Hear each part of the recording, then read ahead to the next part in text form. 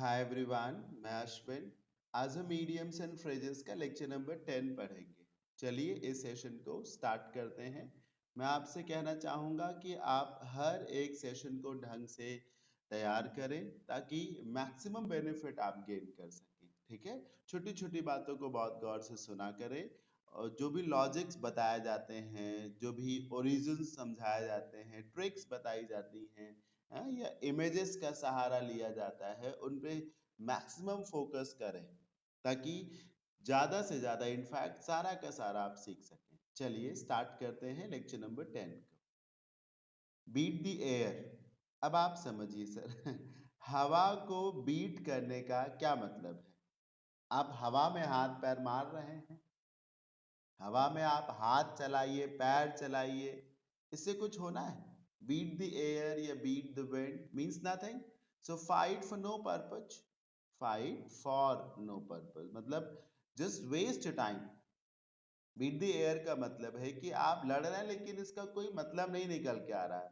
In fact आपकी जो fight है it will go in when. ये फ्यूटाइल अटेम्प्ट है, व्यर्थ का प्रयास है। मतलब निरर्थक प्रयास करना, व्यर्थ का कोई प्रयास करना, just wasting your time. So beat the air मतलब do nothing but waste your time. या फिर आप जो कुछ भी कर रहे हैं उसका कोई मतलब नहीं। जैसे एक फ्रेज है, फूल्स एरांड, कि एक बेवकूफ व्यक्ति किसी मिशन पर निकले तो क्या वो कुछ हासिल कर पाएगा? नहीं कर पाएगा ना, वो सिर्फ अपना समय और दूसरों का समय ही तो वेस्ट करेगा। So if somebody beats the air, if somebody has beaten the air मतलब उसने कुछ नहीं किया है, he has done nothing। जी एग्जाम्पल देखिए, the candidates for office was so much alike, मतलब जो ऑफिस में काम करने के लिए, इंटरव्यू देने के लिए जो कैंडिडेट्स आए थे वो इतने ज्यादा एक जैसे थे, हैबिट्स में, क्वालिफिकेशंस में, अप्रोच में, that we thought our vote amounted to beating the air. है ना? तो हमें लगा कि संभवतः हम जो वोट कर रहे हैं वो सिर्फ व्यर्थ ही तो है। जैसे हम इलेक्शंस में जब वोट डालते हैं तो हम चाहे जिस पार्टी को चूज कर ले, we just beat the air. है ना? हर एक पार्टी का व्यक्ति करप्ट है, they have nothing to do with the plights of common man. उनको किसी से कोई मतलब नहीं। They love sitting in luxury rooms, air conditioned rooms. So every time when we vote for these political candidates, है ना, we just beat the air और हम कुछ नहीं करते हैं। So just waste your effort and do nothing. Beat the clock। अब ये बढ़िया है सर। घड़ी को क्लॉक को यानी घड़ी को बीट करने, हराने का क्या मतलब है? कि आपको जो भी टास्क दिया गया हो, जो भी काम दिया गया हो, या तो आप उस काम को तय समय से पहले कर दें या फिर जो डेडलाइन हो उस डेडलाइन तक जरूर कर दें। मतलब जो लास्ट लिमिट है, जो डेडलाइन है, वो पार ना हो सके। अगर किसी काम को आपको 5 आवर्स में करना है तो 5 आवर्स में हो जाना चाहिए, इधर इन 5 आवर्स और विद इन 5 आवर्स। लेकिन ये 6 घंटे 7 घंटे में नहीं होना चाहिए। मतलब पंक्चुअल होना, जो टाइम दिया गया है, जो डेडलाइन दी गई है, उस डेडलाइन में ही काम को पूरा करना। To perform a task quickly और within a fixed time limit, किसी कार्य को बहुत तेज रफ्तार से बहुत जल्दी करना, या फिर जो भी आपको टाइम लिमिट दी गई है उस टाइम लिमिट के भीतर ही उस काम को कर डालना। This is called beat the clock.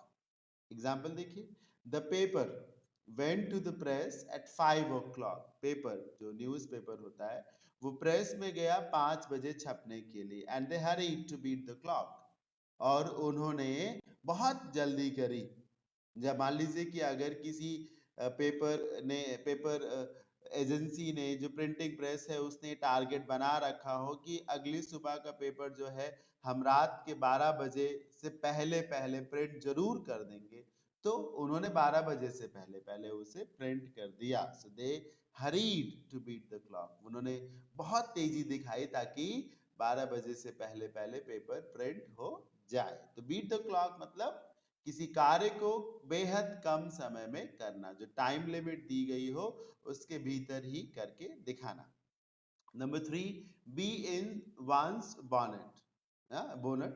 अब आप इस इमेज को देखिए, ये मधुमक्खी है, है ना, बी मधुमक्खी। ये जो आप कैप देख रहे हैं ना, इसी को बोनट कहा जाता है। आप गाड़ी देखते हैं, जो गाड़ी का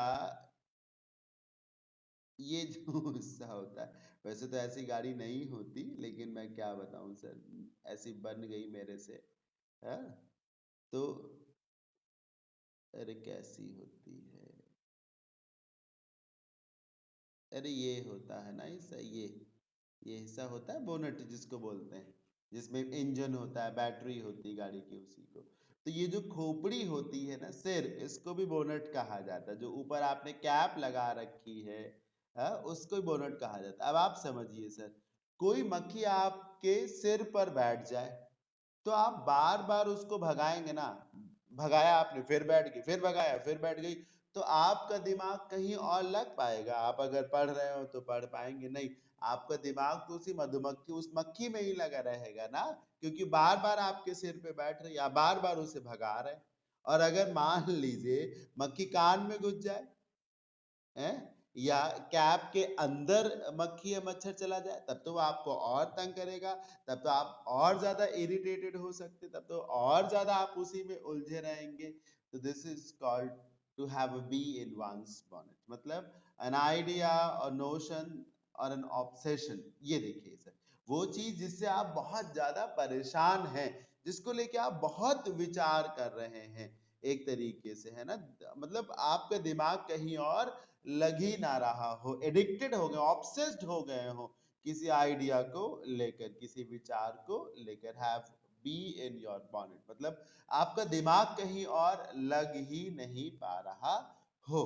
जैसे कभी कभी एग्जाम जब सिर पे होते हैं, तो ऐसी सिचुएशन आती है, किसान को अपनी फसल की बुआई करनी हो, तो ऐसी सिचुएशन आ सकती है, फसल पक के तैयार हो गई हो, तो ऐसी सिचुएशन आ सकती है। या फिर जैसे कि माना जाता है कि लड़की बड़ी हो गई हो, तो पिता के दिमाग में लगातार यही बात रहती है कि जल्द से जल्द इसकी शादी करनी है ना, टेंशन रहती है। This is called to have a bee in your bonnet। अच्छा एग्जाम्पल देखिए, Bill has got a bee in his bonnet अबाउट burglars। burglars वो लोग जो चोर होते हैं, जो सेंध मारते हैं, सेंध मारी करते हैं, जो चोरी करते हैं। He is always imagining strange noises, मतलब उसके दिमाग में बर्गलर्स की बातें जो है घर कर गई हैं। चलते, रुकते, उठते, बैठते, जागते, सोते, उसको ना अजीब अजीब आवाजें ही सुनाई पड़ती हैं। कहीं सेंध मारी जा रही, कहीं कोई चोरी कर रहा है, कहीं कोई तोड़ फोड़ कर रहा है। So this is called to have a bee in your bonnet, कि आप ऑब्सेस्ड हो जाए, दूसरा कोई आइडिया आपके दिमाग में आ ही ना पाए। नंबर 4, बेगर ऑल डिस्क्रिप्शन। कभी कभी बेगर डिस्क्रिप्शन होता है, कभी बेगर ऑल डिस्क्रिप्शन। बेगर भिखारी, अब भिखारी की बात का कोई भरोसा करेगा? भिखारी कुछ बता रहा हो, उसको वो बात आपको समझ में आएगी, या आप उसकी बात पर भरोसा करेंगे नहीं ना। तो वो बातें जो आपकी समझ से बाहर हो, वो बातें जो आपकी समझ से परे हो, या जो आपको समझ में ना आ रही हो, जिन पर आप ट्रस्ट या भरोसा ना कर पा रहे हो। डिफिकल्ट और इम्पॉसिबल टू डिस्क्राइब और एक्सप्लेन, जिन बातों को समझाया नहीं जा सकता, जो बातें दूसरों के समझ में आ ना रही हो, उनके लिए इस्तेमाल किया जाता है बेगर डिस्क्रिप्शन। ठीक है, वो बातें जो दूसरों को समझ में ना आए, वो बातें जो दूसरों को समझानी बड़ी मुश्किल हो रही हो। My boss incompetence is astounding. Astounding का मतलब है बहुत ज्यादा, जो शॉकिंग हो। तो मेरे बॉस की जो अयोग्यता है, उनका इनकॉम्पिटेंस मतलब अस्टाउंडिंग है, मुझे बहुत ज्यादा शॉकिंग लगता है कि how can such an incompetent person become a company owner. कैसे कोई इतना अयोग्य व्यक्ति जो है किसी कंपनी को ओनर हो सकता है? How can such an incompetent person run a company? तो so his incompetence is astounding, मुझे वो बात दिन भर शॉकिंग सी लगती है। It truly beggars all description. In fact इस बात को न मैं समझ पाता हूं, न दूसरे को समझा पाता हूं। बेल द कैट, जरा इमेज को देखिए आप सर, चूहे दिख रहे हैं बहुत सारे, एक स्टूल पर एक बड़ा चूहा भी दिख रहा है, उससे वो चूहों का सरदार भी हो सकता है। कहानी आपने पढ़ी होगी कि बिल्ली जो है बार बार चूहों को मार डालती है, मार के खा जाती है।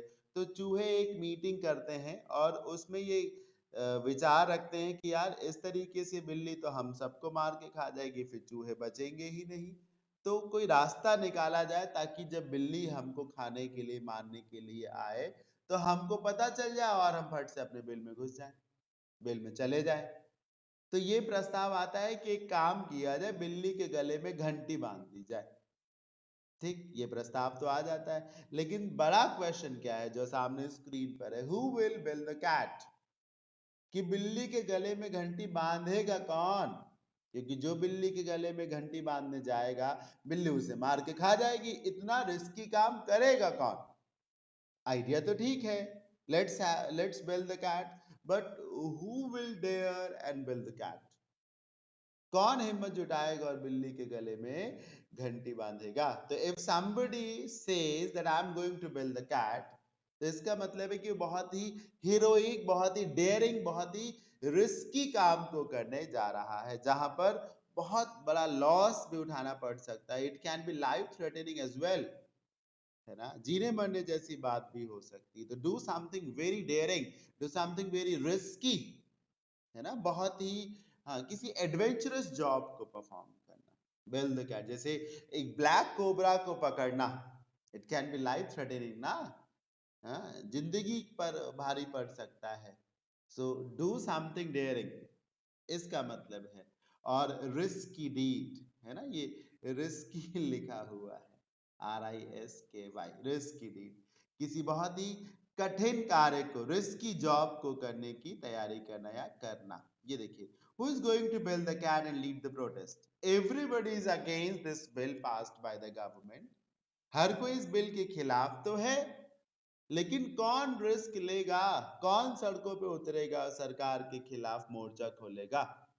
क्योंकि जो लीडर बनेगा, सरकार उस पे जो है मुकदमा चला देगी। गवर्नमेंट्स, पॉलिटिकल पार्टीज जो है वो सेडिशन के चार्जेस लगा देती हैं। जो जब चीजें उनके कंफर्ट जोन से बाहर जाती हैं, सारी पार्टियां, सारी पॉलिटिकल पार्टीज ऐसा ही करती, कुछ कम कुछ ज्यादा, कि जो उनके खिलाफ मुखर होकर के आगे आता है, उनकी गलत पॉलिसीज को एक्सपोज करता है, वो फिर सेडिशन लॉज को इस्तेमाल करती हैं, देशद्रोह के मुकदमे को एक टूल के जैसे यूज करती हैं, है ना। So who is going to build the cat and lead the protest? कौन आगे बढ़ के इस आंदोलन की अगुवाई करेगा? Number 6, below one's breath, breath मतलब सांस। अब किसी की आवाज इतनी धीमी हो कि सांस जैसे कोई लेता है तब भी थोड़ी सी आवाज आती है, तो कोई इतना धीमे बोले कि लगे ही ना कि सांस भी ली जा रही हो, है ना। मतलब सांस लेने पर जो आवाज आती है उससे भी कम आवाज में जब कोई बोलता है, जब कोई बात करता है, so this is called to talk और स्पीक बिलो योर ब्रेथ। बहुत धीमी आवाज में बोलना, speak so quietly that others can't listen to you, इतना धीमी आवाज में बोलना कि दूसरों के बस में ना रहे कि वह आपकी बात को सुन भी पाए। Number 6, what have you just said below your breath, क्या कहा है तुमने अभी अभी? क्योंकि मैं तो समझ ही नहीं पाया, सुन ही नहीं पाया, क्योंकि जो भी तुमने कहा था वो इतना धीमे कहा कि मैं समझ ही नहीं पाया। तो क्या कहा है तुमने? I just want to know, because what you said was below your breath. Number 7, bend the elbow, अब मीनिंग तो आपके सामने लिखा है, to drink alcohol to excess. अब आप मतलब बहुत ज्यादा शराब पीना। अब आप इमेज को देखिए, बहुत ढूंढ के ये इमेज में लेकर के आया हूँ। एक नशेबाज एक टेबल पे बैठा हुआ है, और ये देखिए, ये अपनी एल्बो को मोड़े हुए, ये देखिए, इसको खास तौर पे देखिए, इसको देखिए। जब आप हाथ में गिलास लेंगे शराब का, और फिर टेबल पे अपनी एल्बो रखेंगे, तो फोल्ड ही तो करेंगे ना। So if somebody bends his elbow, इसका मतलब है कि वो शराब पी रहा है, वो भी बहुत ज्यादा। मैं ये तो नहीं बता सकता कि ये मीनिंग आया कहाँ से होगा, लेकिन ये मीनिंग है तो मैं बता रहा हूँ। और इमेज का सहारा मैंने बस इसलिए लिया है यहाँ पर, ताकि इस ईडियम को याद करने में आपको ज्यादा कठिनाई ना हो, क्योंकि there is no other way to make you understand this phrase. ये इमेज ही है वो सहारा जिससे आप इस फ्रेज को समझ सकते हैं। तो somebody, so if somebody bends his elbow, so he or she drinks alcohol to excess, बहुत ज्यादा शराब पीना। So come, bend your elbow at the bar with us tonight. आओ, आज रात को थोड़ी हो जाती है, थोड़ी क्या ज्यादा ज्यादा हो जाती है ना। नंबर 8 देखिए, बिटवीन वाइल्स, ये जो वाइल वर्ड आप देख रहे हैं जिसका मतलब है जिस दौरान, जबकि, कभी इसका मतलब टाइम हुआ करता था। हाँ, इसी से एक फ्रेज बनती है वाइल अवे, मतलब समय बर्बाद करना, to waste your time, to waste your time, अपना समय बर्बाद करना।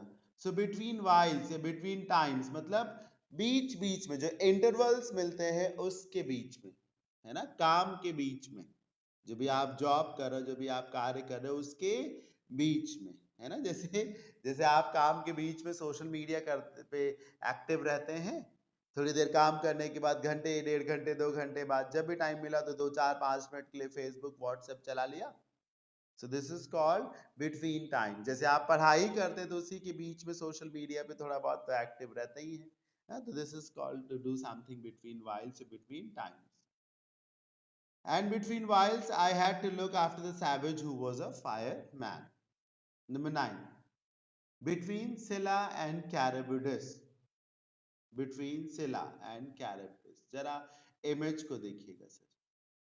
ये देखिए, एक आपको वर्लपुल दिख रहा है, भंवर जिसको कहते हैं, और ये देखिए आपको ड्रैगन्स दिख रहे हैं, और ये देखिए नाव है, जिसमें ये अपने चेहरे से नाव को पकड़ रहा है। और ध्यान से यहाँ देखिए सर, इस फेस ने तो किसी को पकड़ भी रखा है। तो इस तरफ भंवर है, इस तरफ राक्षस है, बीच में एक थोड़ी सी जगह है जिससे आप निकल रहे हैं। तो बहुत ही कठिन स्थिति में होना, बहुत ही संकटमयी स्थिति में होना, जहां दोनों तरफ से खतरा है। जैसे आगे कुआं पीछे खाई, कहते नहीं है, between the devil and deep blue sea, है ना, आगे कुआं पीछे खाई। देखिए ग्रीक माइथोलॉजी में सिला एंड कैरेबिडस, ये जो सिला है, मैं थोड़ा गलत भी हो सकता हूँ, मतलब ये बताने में कि कौन सिला है कौन कैरेबिडस। जैसे ये सिला है, एक मॉन्स्टर, एक राक्षस टाइप का, और ये जो दूसरा मॉन्स्टर है ये कैरेबिडस है। समझ रहे हैं ना। ग्रीक माइथोलॉजी के मुताबिक कभी दो मॉन्स्टर्स हुआ करते थे किसी समुद्र में, एक एक राक्षस के जैसा, जैसी शक्ल वाला, और एक एक भंवर टाइप का। तो जब कोई शिप या कोई नाव ऐसी सिचुएशन में फंसती थी कि एक तरफ भंवर है, दूसरी तरफ वो राक्षस है, तो वो उसके लिए बहुत ही डेडली सिचुएशन हो जाती थी, बहुत ही ज्यादा संकटमयी स्थिति हो जाती थी। तो बहुत ही खराब स्थिति में होना, है ना, संकट से घिरा होना, चारों तरफ से संकट से घिरा होना, facing two equally unpleasant, dangerous और रिस्की ऑल्टरनेटिव, जहां दोनों ही विकल्प आपके लिए बहुत ज्यादा कठिन हो, बहुत ज्यादा रिस्की हो। देखिए एग्जाम्पल देखिए, द पुलिस न्यू, देखिए इसको याद करने का यही तरीका है, यही इसका लॉजिक है, कोई ट्रिक नहीं है सर, इसका लॉजिक ही यही है, इस ईडीएम का ओरिजिन ही यही है। ठीक है, आप इस ईडीएम को, बिटवीन सिला एंड कैरेबिडस को गूगल करिए, इमेज में जाइए, आपको ऐसी ही तमाम पिक्चर्स मिलेंगी। कैसे मिल रही है, अगर इन पिक्चर्स का इस ईडीएम से रिलेशन नहीं है, रिलेशन है सर। ठीक, एग्जांपल पे आते हैं, the police new with certainty, police को मालूम था that he had drugs in his car, कि उसकी कार में ड्रग्स थे। सो ही बिकेम ट्रैप्ड, तो वो फंस गया, बिटवीन सिला एंड कैरेबिडस।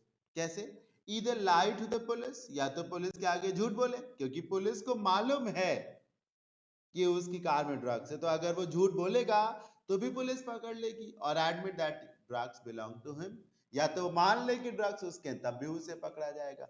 झूठ बोलेगा तो पुलिस को मालूम है कि ड्रग्स है कार में, तो पकड़ ही लिया जाएगा, और अगर एडमिट कर लेगा कि ड्रग्स हैं उसकी कार में, ये उसी के हैं, तो भी उसे पकड़ लिया जाएगा। जब आप दोनों तरफ से फंस जाएंगे, जब आप दोनों तरफ से फंस जाएंगे।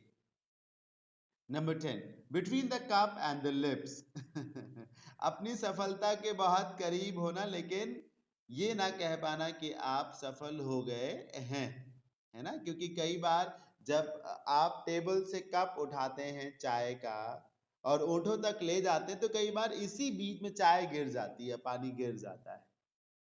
कहते नहीं, दाने दाने पे लिखा है खाने वाले का नाम। अक्सर ऐसा होता है कि हम कुछ खाने चलते हैं और वो गिर जाता है। तो जब चीजें अनसर्टेन है, कंफ्यूजिंग, मतलब डिसाइडेड पूरी तरीके से नहीं, आप नहीं कह सकते। जैसे कि आपको जॉब मिल गई है, हाँ, जैसे कि लिस्ट में नाम दिख रहा है आपको, ठीक, तो आपको लग रहा है कि आपका सिलेक्शन हो जाएगा, लेकिन अभी डॉक्यूमेंट्स वेरिफिकेशन रह गया है, तो आपको ये भी लग रहा है कि हो सकता है मुझे रिजेक्ट कर दिया जाए, या फिर आज के समय में सब कुछ हो चुका है पर ज्वाइनिंग लेटर नहीं दिया जा रहा है। हाँ? बहुत सारे एग्जांपल्स है, वीडियो की ज्वाइनिंग ले लीजिए, लोको पायलट की ज्वाइनिंग ले लीजिए, यूपी में शिक्षक भर्ती की ज्वाइनिंग ले लीजिए, है ना? सरकारें तो चूतिया बनाती है लोगों को। So your situation is what, you are between the cup and the lips. समझ में नहीं आ रहा है कि सक्सेसफुल बोलूं कि ना बोलूं। जैसे मैंने ट्विटर पे अभी कुछ वक्त पहले देखा था कि एक व्यक्ति ने अपनी आईडी, एक स्टूडेंट ने अपनी आईडी में लिखा है चयनित बेरोजगार, चयनित, सिलेक्टेड अनएम्प्लॉयड, मतलब सिलेक्शन हो चुका है फिर भी अनएम्प्लॉयड है। देखिए, shame on the political dispensation both at the centre and at the state, है ना? शर्मनाक बात है दोनों के लिए, चाहे वो केंद्र सरकार हो या देश भर की तमाम राज्य सरकारें। So on the point of achievement, लेकिन ये कह नहीं सकते कि आप सक्सेस पा चुके हैं। Very near to your success. ये देखिए, इमेज भी है, अब पता चला बीच में गिर जाए तो क्या होगा, है ना? दिस इज वेरी सीरियस, लेकिन क्या कहा जा सकता है। So until I got the appointment letter in hand, जब तक मुझे अपॉइंटमेंट लेटर नहीं मिल गया, I was not sure of my joining, I was not sure of my posting, as they were many, there could be many slips between the cup and the lips, क्योंकि बहुत सारी समस्याएं बीच में थी एक तरीके से, वेरी अनफॉर्चुनेट, बहुत ही इनसेंसिटिव है on the part of the government कि इस तरीके से वो स्टूडेंट्स का मजाक उड़ाती है। So thank you so much. Hopefully आप सबको ये सेशन जरूर अच्छा लगा होगा, मुझे पढ़ाने में तो बड़ी मजा आ रही है। आपको मेरे और बैचेस का भी आइडिया होगा, ठीक है? आपको जरूरत लगती है तो उन भी बैचेस को आप ज्वाइन करें। थैंक यू सो मच आज के सेशन के लिए। खूब पढ़ाई करें, बहुत दम लगाएं, success will be yours. Bye bye, take care, have a good day.